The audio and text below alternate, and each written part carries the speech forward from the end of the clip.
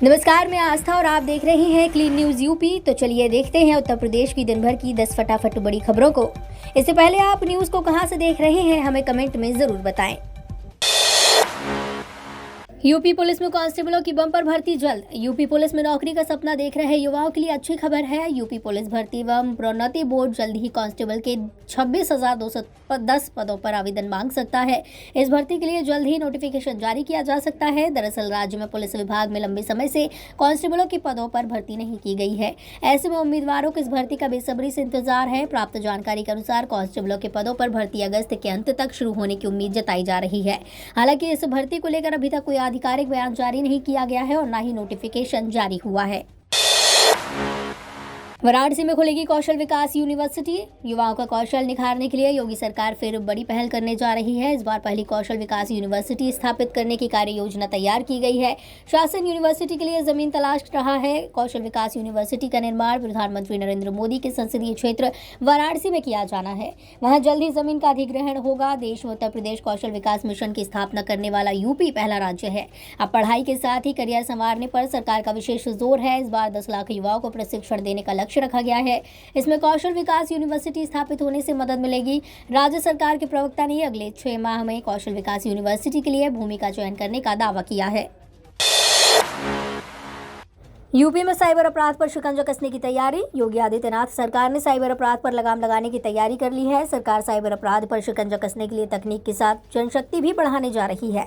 Cyber अपराध की घटनाओं पर अंकुश लगेगा। 18 साइबर थानों में पर्यवेक्षण बढ़ाने के लिए एक एएसपी और 3 एएसपी समेत 150 पद बढ़ाने का निर्णय किया गया है। साइबर अपराध मुख्यालय में वर्तमान में एक एसपी तैनात है। अब एक अन्य एसपी नोएडा में बैठेंगे जो पश्चिमी उत्तर प्रदेश के साइबर थानों में दर्ज होने वाले साइबर अपराधों का पर्यवेक्षण करेंगे। इसके अलावा एएसपी के 3 और सीओ के 16 पद और बढ़ाए गए हैं। साइबर थानों के लिए 65 निरीक्षक व 65 उप निरीक्षक के पद भी बढ़ाए गए हैं।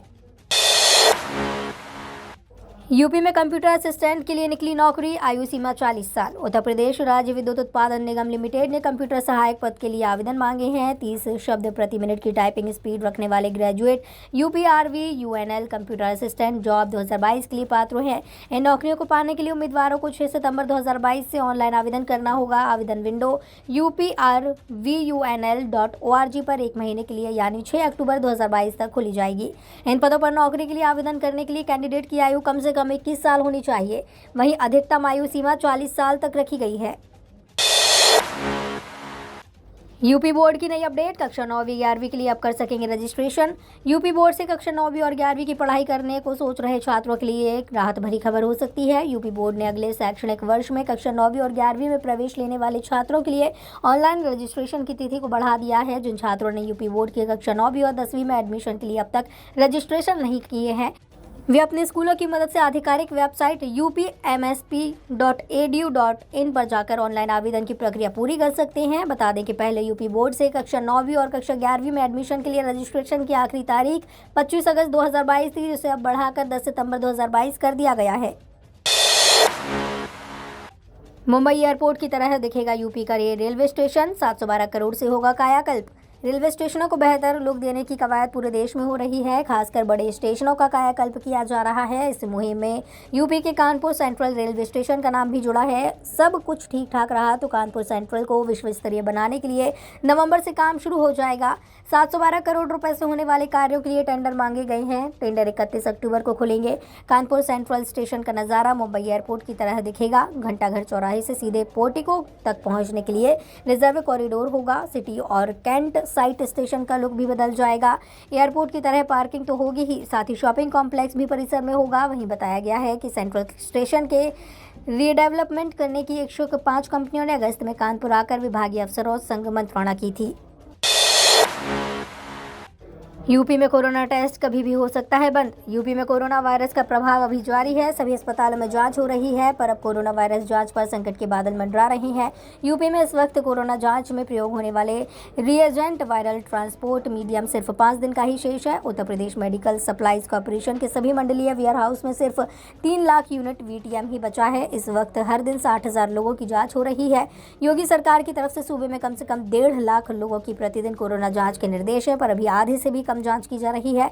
8 अगस्त 2022 को महानिदेशक चिकित्सा एवं स्वास्थ्य ने सभी जिलों के सीएमओ को पत्र लिखकर कम जांच पर नाराजगी जताई। इसके बावजूद कोरोना टेस्ट की संख्या में कोई बढ़ोतरी नहीं की गई है। सोलर सिटी बनेगी अयोध्या, राम मंदिर में भी होगा सोलर किचन। रामनगरी अयोध्या को वैदिक आधुनिक नगरी के साथ सोलर सिटी के रूप में भी विकसित किया जाएगा। वहां पर राम मंदिर में सोलर किचन बनाए जाने की योजना को तैयार किया गया है। इस योजना में मठ मंदिर हो, आवासीय हो या सरकारी दफ्तर, सभी स्थानों पर सोलर सिस्टम लगाए जाने की तैयारी शुरू हो गई है और आने वाले समय में अयोध्या में बिजली का सबसे न्यूनतम होगा, क्योंकि यहाँ पर सब कुछ सोलर से ही चलेगा, जिसको लेकर आज विकास प्राधिकरण के सभागार में यूपी नेडा की सोलर सिटी पर आधारित एक कार्यशाला संपन्न हुई। केंद्र व प्रदेश लगातार अयोध्या को स्मार्ट सिटी के रूप में विकसित करने की योजना पर कार्य कर रही है। इसको लेकर कई योजनाओं पर कार्य शुरू हो चुका है। तो वहीं अब अयोध्या नगरी को सोलर सिटी के रूप में बनाए जाने पर यूपी नेडा ने अयोध्या विकास प्राधिकरण के साथ कार्य शुरू कर दिया है। बहुत जल्द आने वाली है पीएम किसान की 12वीं किस्त। पीएम किसान सम्मान निधि के लाभार्थियों को 12वीं किस्त अगले कुछ दिनों के अंदर ही आने वाली है। पिछले साल की तुलना में इस साल अगस्त नवंबर की किस्त जारी करने में काफ़ी देर हो चुकी है। पिछले साल 9 अगस्त को ही किस्त जारी हो गई थी। आपको बता दें, योजना में गड़बड़ियों को रोकने के लिए सरकार ने 31 अगस्त तक KYC की डेट बढ़ा दी थी। अब ये लास्ट डेट खत्म हो चुकी है। पीएम किसान सम्मान निधि योजना किसान परिवारों के लिए है। परिवार का आशय पति पत्नी और 2 नाबालिग बच्चे। स्कीम के नियमों के मुताबिक पीएम किसान का पैसा किसान परिवार को मिलता है, यानी परिवार के किसी एक सदस्य के खाते में 6,000 रुपए सालाना 2,000 की 3 किस्तों में डायरेक्ट बैंक के खाते में आती हैं। लखनऊ के आसमान में छाई काली घटा, IMD ने जारी किया बारिश का अलर्ट। उत्तर प्रदेश की राजधानी में आज सुबह से ही आसमान में बादल छाए हुए हैं। हालांकि गुरुवार के दिन भर हुई रिमझिम बारिश के बाद शहर का मौसम ठंडा हो गया।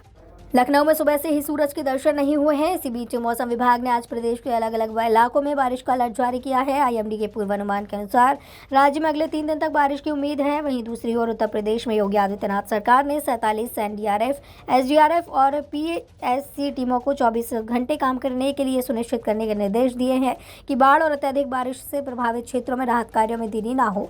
एक प्रवक्ता ने कहा कि सरकार राज्य के 18 जिलों में फैले 1111 बाढ़ प्रभावित गाँव में फंसे लोगों को राहत सामग्री भेज रही है। ये तो थी दिन भर की बड़ी खबरें। रोजाना सुबह और शाम यूपी की ताज़ा खबरों के लिए चैनल को सब्सक्राइब करना बिल्कुल न भूलें।